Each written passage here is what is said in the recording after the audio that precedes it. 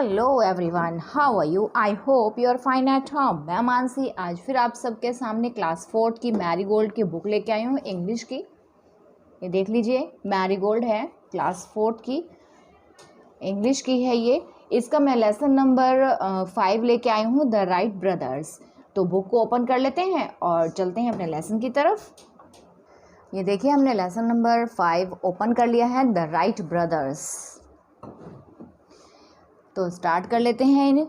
ये दो ब्रदर्स की कहानी है, दो भाइयों की कहानी है जो कुछ ना कुछ इन्वेंशन में लगे ही रहते थे।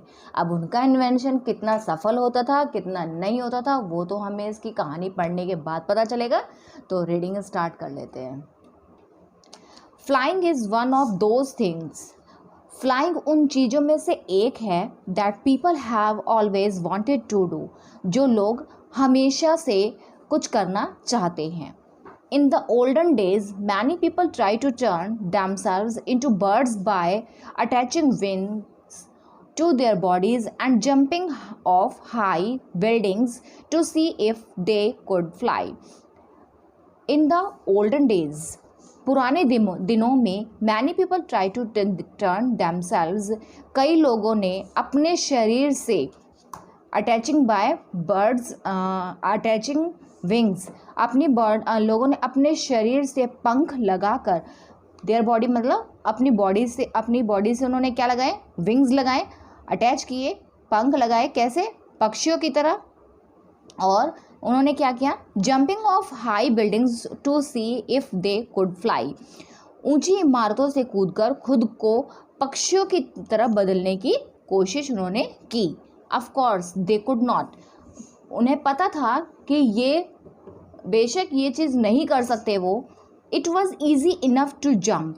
फिर भी उन्होंने कूदना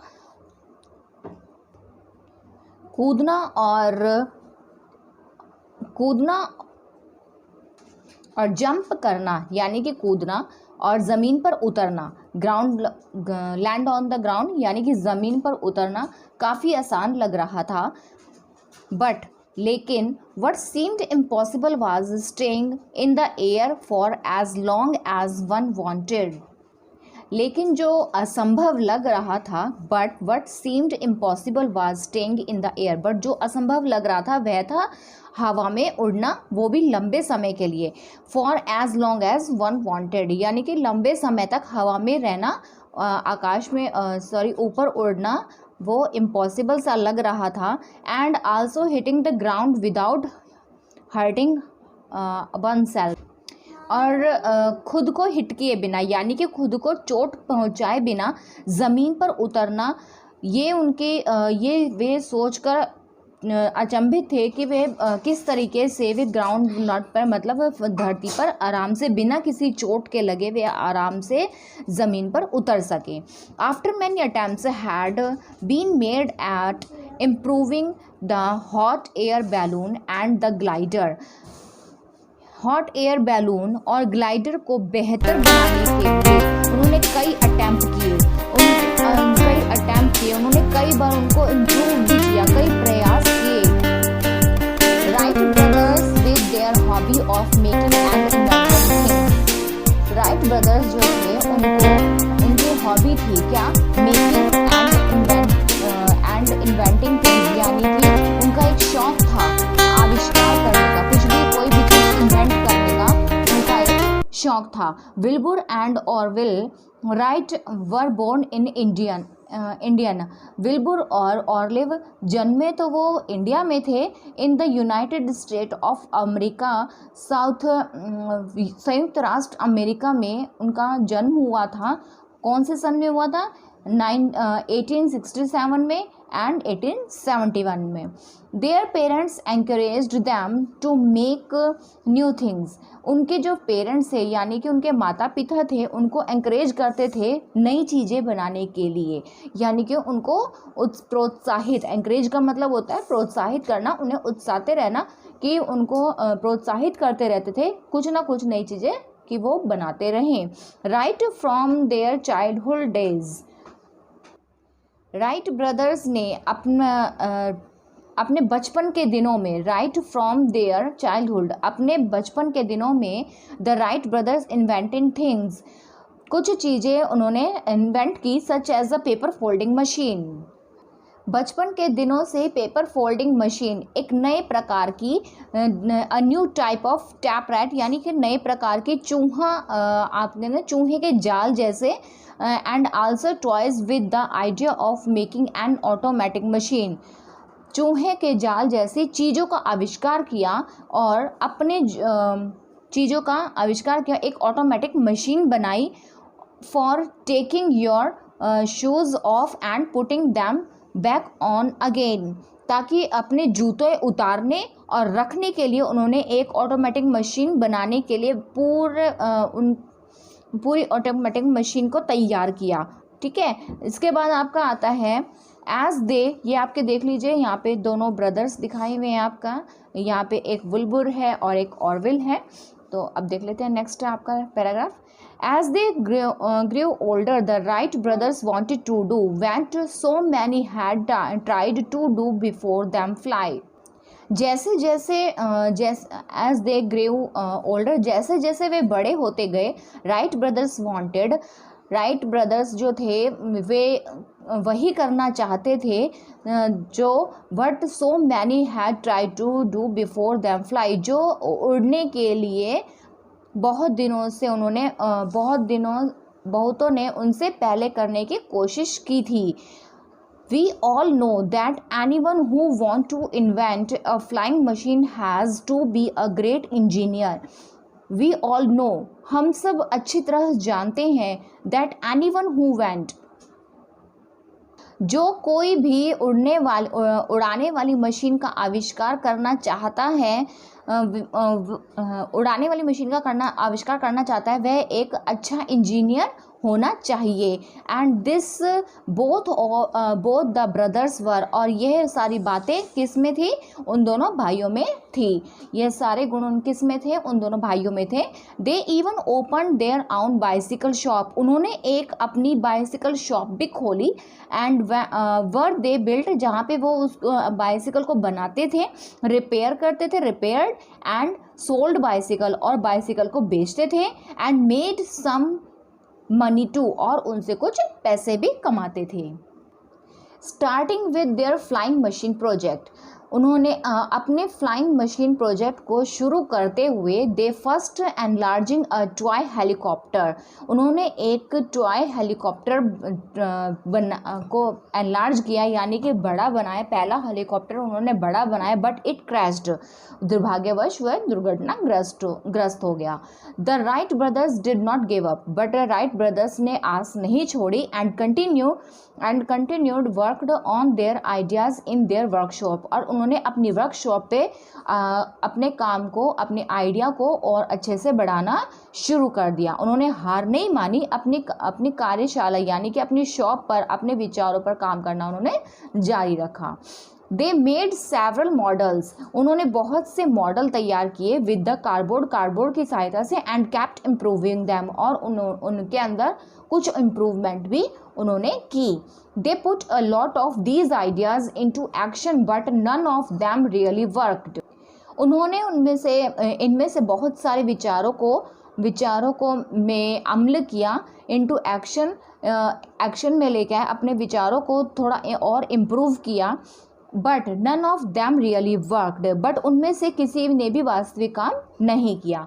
विल्बुर and Orville studies the glider closely, उन विल्बुर और ऑरविल ने ग्लाइडर को बहुत ही नज़दीकी से उसका अध्ययन किया, and thought of way of making it stay in the air longer period of the time, इसे हवा में लंबे समय तक रहने के तरीकों के बारे में उन्होंने लंबे समय तक हवा में रहने के तरीकों के बारे में उन्होंने बहुत सोचा, यानी कि बहुत रास्ते उन्होंने ढूंढे।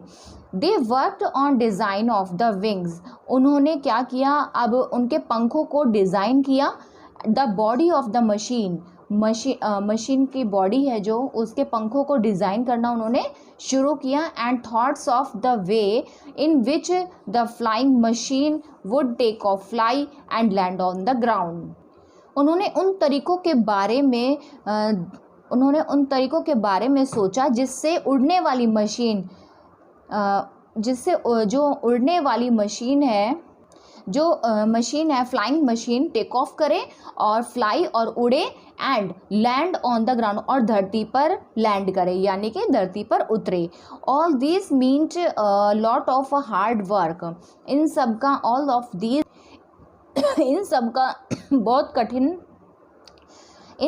मतलब बहुत कठिन, a lot of hard work बहुत कठिन परिश्रम and making difficult mathematical calculations और कठिन गणितीय गणना करना था। Nothing discouraged the Wright brothers and they refused to give up. Wright brothers ने कुछ भी हतोत्साहित नहीं किया, हतोत्साहित नहीं किया और उन्होंने हार मानने से इनकार कर दिया, वे हार नहीं माने। After years of hard work, कई वर्षों की कड़ी मेहनत एंड मैनी फेल्ड अटेम्प्ट्स और कई असफल प्रयासों के बाद फाइनली आखिरकार on 14 December 1903 Wilbur launched himself into the air in a plane hopefully named Flyer. अब उसने क्या किया कि कई वर्षों की कड़ी मेहनत और कई असफल प्रयासों के बाद आखिरकार 14 दिसंबर 1903 को विल्बुर ने फ्लायर नामक हवा में एक प्लेन लॉन्च किया and the plane flew even through Wilbur और वह प्लेन उड़ गया यानी विमान उड़ गया विल्बुर। And later Orville could keep this plane up in the air for a very short time। वह उड़ा लेकिन बाद में जो ऑरविल था इस विमान को बहुत कम समय के लिए हवा में ऊपर रख सके, वे बहुत कम समय तक ही हवा में उसको उड़ा सके। They soon designed another plane named Flyer 2। उसके कुछ जल्द ही उन्होंने फ्लायर 2 नाम का एक और अनदर प्लेन यानी कि दूसरा प्लेन उन्होंने तैयार किया। This was a very big improvement on the earlier plane. This was very improvement, जिस पहले के प्लेन में बहुत बड़ा सुधार था जो 1905 में फ्लायर 3 वाज लॉन्च्ड। फ्लायर 3 उन्होंने 1905 में लॉन्च किया था जो बहुत ही अच्छी इम्प्रूवमेंट के साथ उन्होंने प्लेन को तैयार किया था। Flyer 3 could stay up in the, ये आपका फ्लायर 3 है। Flyer 3 could stay up in the air for more than half an hour and fly in spirals, circles and figures of 8। Flyer 3 हवा में आधे घंटे तक, हाफ एन आवर, आधे घंटे से अधिक समय तक रह सकता था and fly in spiral, circles and figures of 8।